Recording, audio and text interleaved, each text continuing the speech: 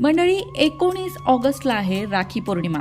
या दिवशी शास्त्रोक्त पद्धतीने राखी कशी बांधावी, राखी बांधताना कोणता मंत्र म्हणावा, चला जाणून घेऊया. पण त्याआधी चॅनलला सबस्क्राईब नक्की करा आणि आमच्या फेसबुक पेजलाही फॉलो करा. मंडळी, तुम्ही आमचे व्हिडिओ नियमित बघताय, पण तरीसुद्धा तुमच्यापैकी 80% लोकांनी अजून चॅनल सबस्क्राईब नाही केलंय.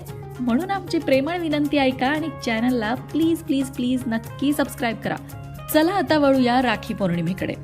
लहानपणापासून मोठं होईपर्यंत सोबत वाढलेले बहीण भाऊ परिस्थितीनुरूप एकमेकांपासून दूर असले तरी लहानपणापासूनच्या आठवणी त्यांनी हृदयातील कप्प्यात जोपासून ठेवलेल्या असतात.